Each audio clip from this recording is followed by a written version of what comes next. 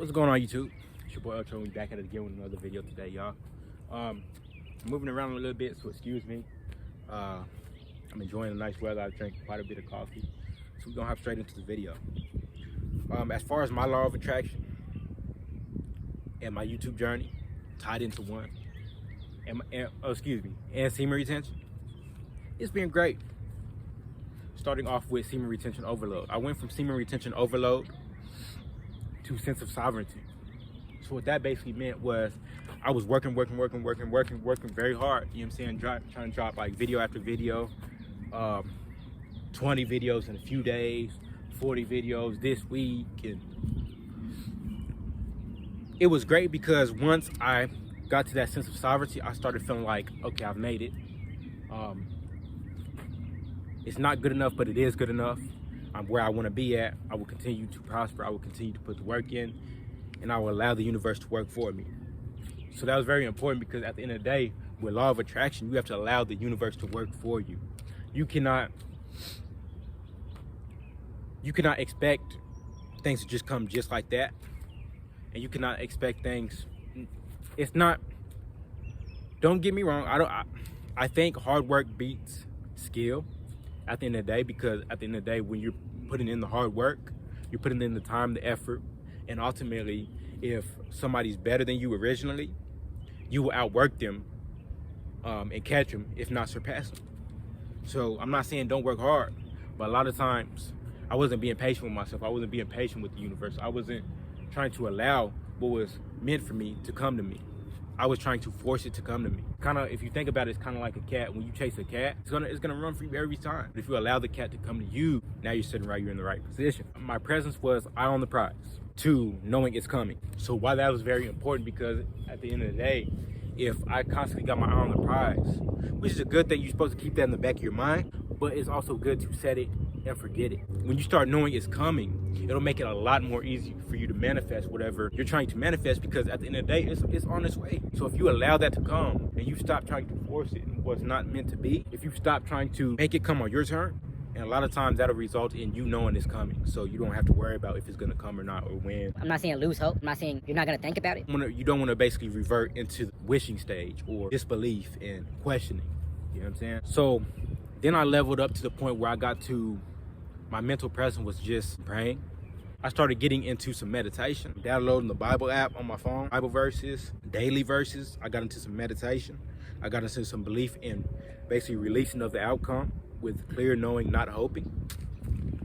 So that was great adjustments for myself, because at the end of the day, I was overworking myself. I was stressing myself constantly about, am I gonna grow or not? Am I going to be something in this world? And when is it gonna happen?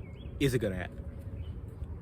So I also went from actions being took to actions being took, allowing them to work for me and allowing the universe to work through me. So that was very important, because at the end of the day, alongside manifestation, alongside spiritual presence, when you're on semen retention, for all my semen retentions out there, y'all know that a lot of times semen retention has the power to make you, it turns you into a different person. It puts you in a different mindset, a different state of mind. It turns you into a very high value person, just in and of itself, as far as the mindset and the spiritual part of things. And a lot of times when you put the work in, when you start to become more physical, I got my jump rope over there. I'm finna do, you know what I'm saying, a few laps around this before we get into the next video on campus. But when you start to allow opportunities to come to you, semen retention ultimately will bring opportunities to you. And it doesn't all fall back on semen retention, because females can't do semen retention, but yet they still find a way to increase their spiritual presence about themselves, therefore allowing, you know what I'm saying, manifestations and everything to basically work for them. Salute to everybody out there, men and women. I started to figure out, with all these spiritual practices combined, I started to make more room for myself. You know what I'm saying? So I started to realize all the drawbacks with current situations I was in and that I didn't like or agree with, or what was and was not meant for me. So a lot of times it resulted in my job situation, you know what I'm saying, factory drawbacks. It left me with a lot of room to improve.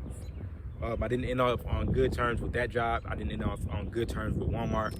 So I spoke about that on, you know what I'm saying, previously on the channel. But it left me with a lot of drawbacks and room to improve, to basically find self-happiness. So like I said, semen retention changes you into a better person. It changes you for the better. Because I think it has a lot to do with God and the divine nature, who you are as an individual being, your personality, your mindset, what you want to achieve, what you want to accomplish. So find happiness. So what that meant was I was choosing happiness over money. I was choosing happiness over not being free, because in a factory, nothing wrong with the factory. I just feel like it's not for everybody. That wasn't my personal, that wasn't what I was liking to do. The money was good, but a lot of times it'll result in a lot more physical labor, therefore decreasing your lifespan, increasing physical disabilities, all types of physical, biological. So it was very important. I had to find myself with all these spiritual practices. I've been basically presented to myself, implementing cold showers, meditation, semen retention, no fat, talking to you guys. You know what I'm saying? Because we're connecting on a spiritual level. And I know I'm seeing it through a screen. I know I'm responding to comments. You know what I'm saying? I'm seeing the growth on this channel. But we're still spiritually connected, because we can relate to one another in such an outstanding, amazing, beautiful way. And that's a blessing in and of itself. And another thing, I was starting to feel like I was a slave in the factory, because I just wasn't able to find my passion, find my drive, because everything was suppressed inside the factory. Like, you're around a lot of low vibrational people, which there's nothing wrong with anybody that's low vibrational. They just don't have the understanding, have the know-how. So a lot of times when you're implementing all of these spiritual practices, it's important to keep in mind that you want to try at all costs to basically present yourself with people around the same spiritual level and, you know what I'm saying, same vibration as you, because it'll help everybody grow. If not, then it is what it is. Nothing wrong with that. No issue with that. Not judging anybody over here. A lot of times you gotta know what's best for you. What I started to notice along this journey was I started losing certain connections with people.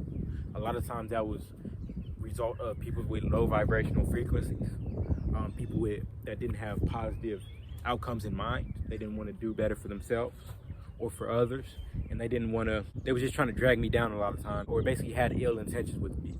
I started to lose those connections. I started basically cleaning out my closet and basically making better adjustments. I was basically making room for myself, for life, meeting new people, becoming successfully rich in spirit, and I met like this business owner at the store. If you've never heard of Chiffon's, if you're from Lafayette, you know Chiffon. And when I was in the drive-thru at damn Dunkin' Donuts, I ran into a lady in the dang window that I had basically gave her a coffee. She looked like Michelle Obama. I'm gonna be 100% real. She looked almost exactly identical to Michelle Obama. If I didn't know any better, I would have thought that was her. those outcomes and circumstances basically spoke to me, because At the end of the day, I don't believe anything just happens for a random reason. I think a lot of times that's, you know what I'm saying, the people above and the things around you trying to basically give you inner messages. It's never just gonna come right out and just tell you, look you straight in the face, look you in your eyes and tell you. You have to read between the lines a lot of times when going with life and its purposes. So that was a blessing in and of itself. I noticed things were falling apart. Things were falling apart. Life lessons were being learned and things were fixing themselves.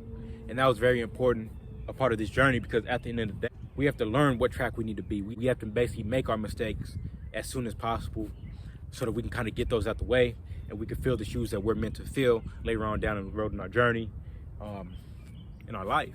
You know what I'm saying? It's okay to make mistakes. It's okay to, you know what I'm saying, have problems. But we have to learn to groom ourselves for the better so that we don't keep making those same mistakes, increasing our drawbacks and increasing our negative outcomes. I started to basically find my knowing. I was knowing my calling, what my calling was. I started having self-value improvement. I started to become in my best mood as possible. And I started to have lots of energy around me, energy within me. I started having action being took, plus affirmations.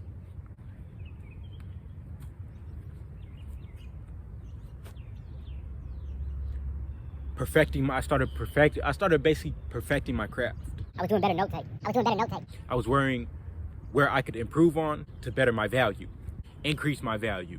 And what that basically resulted in was I was seeing a lot of things I was wishing and hoping for.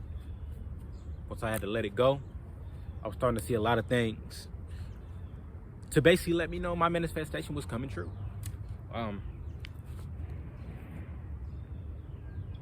I was starting to see a lot of everything everywhere. I was seeing the cars that I look forward to having, or that I have that I will be receiving very, very, very soon. I started seeing people that inspire me and influence me the closest thing possible. A lot of times the anomalies and stuff like that. A lot of people I look up to, I was becoming more involved with, just on a mental level, on a spiritual level. You know what I'm saying? Back to the Michelle Obama thing, kind of like that. I was seeing a lot of people start doing more YouTube, and I know YouTube's been a huge thing a lot of times. But I was just seeing a lot of people. I've never seen a lot of people in my surrounding start doing it. So that really spoke to me in and of itself. And I was just having a lot of great outcomes.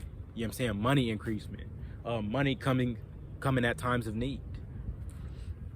You could ask my godmom. And to basically end that off, outcome, ownership, knowing, faith, self-reliance, and reasoning. I hope y'all liked the video. I love y'all. Until next time.